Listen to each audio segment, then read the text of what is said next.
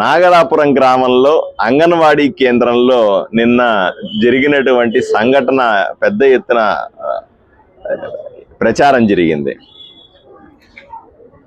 అక్కడ పారిశుద్ధ్యం సరిగా లేదని, లేదా తాగిన పాలు వల్ల అనారోగ్యం పాలయ్యారు పిల్లలు అని 2 పిల్లలు హాస్పిటల్లో అడ్మిట్ అయినారు. మిగతా వాళ్ళకి పరీక్షలు చేశారు.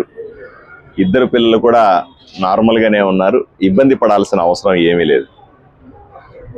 ఇటువంటి సంచలనాత్మక విషయాలు, ఎందుకంటే చిన్న బిడ్డల్ని అంగన్వాడీ కేంద్రాల్లో ఏదో జరిగిందంటే మనందరికీ భలే బాధేస్తుంది. చాలా సున్నితమైన అంశం.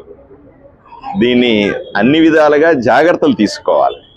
అది పాల వల్ల అయి ఉండొచ్చు, పారిశుద్ధ్యం లేక సరిగా లేకపోకుండా అయి ఉండొచ్చు, లేదా చుట్టుపక్కల పరిస్థితులు ఏదైనా అయి ఉండొచ్చు, లేదా పిల్లలు అక్కడ గ్రామంలో ఉన్నటువంటి ఏదైనా ఇన్ఫెక్షన్స్ వల్ల కూడా అయి ఉండొచ్చు. ఏది ఏమైనా సరే డాక్టర్లు పూర్తి స్థాయి చర్యలు తీసుకుంటా ఉన్నారు. ఈ పిల్లలు మాత్రమే కాదు, ఊర్లో అందరి పిల్లల్ని చెక్ చేయమని చెప్పాం.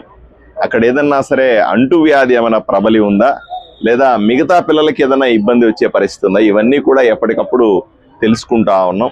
పరిస్థితి పూర్తిగా అదుపులో ఉంది, నార్మల్గా ఉంది. కంగారు పడాల్సిన అవసరం ఎవరికి కూడా కంగారు పడాల్సిన పని లేదు.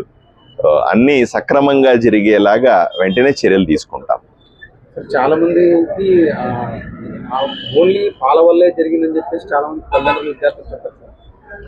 ప్రచారం అలా జరిగింది. నిజాలు తెలుసుకోవాలి. ఆ పాలకు సంబంధించిన శాంపుల్స్ కూడా తీసుకున్నాం. నిజంగా పాల వల్ల జరిగిందా, లేదా పాల కాకుండా మిగతా ఏదైనా కారణాలు ఉన్నాయని కదా 1-2 రోజుల్లో పూర్తి పరీక్షల ఫలితాలు వచ్చిన తర్వాత క్లారిటీ వస్తుంది. ఎందుకంటే పిల్లల వామిటింగ్స్ కానీ, ఆ బ్లడ్ కల్చర్స్ కానీ అవన్నీ కూడా తీసుకుని ఉన్నారు. సైంటిఫిక్గా మనము చూసి చెప్పాలి. దాన్ని తొందరపడి మనం ఏదంటే నిర్ణయానికి రాలేము. ప్రాథమికంగా ప్రచారం మాత్రం పాల వల్ల జరిగిందనే ప్రచారం జరిగింది.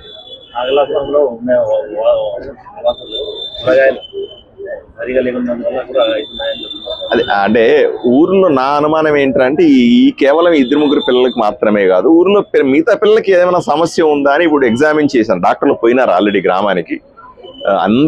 ఊర్లో అందరి పిల్లల్ని, పెద్దవాళ్ళందరినీ కూడా ఎగ్జామిన్ చేస్తారు. ఒక అంచనాకు 1-2 రోజుల్లో వచ్చేస్తాం. ఇప్పుడైతే హాస్పిటల్ 2 పిల్లలు మాత్రమే ఉన్నారు. చాలా మంది పిల్లలకి, పెద్దవాళ్ళకు కూడా జ్వరాలు ఉన్నాయని, ఒంట్లో బాగలేదనే సమాచారం వస్తోంది. విషయాన్ని తెలుసుకున్న తర్వాత మీకు ఎక్స్ప్లెయిన్ చేస్తాను.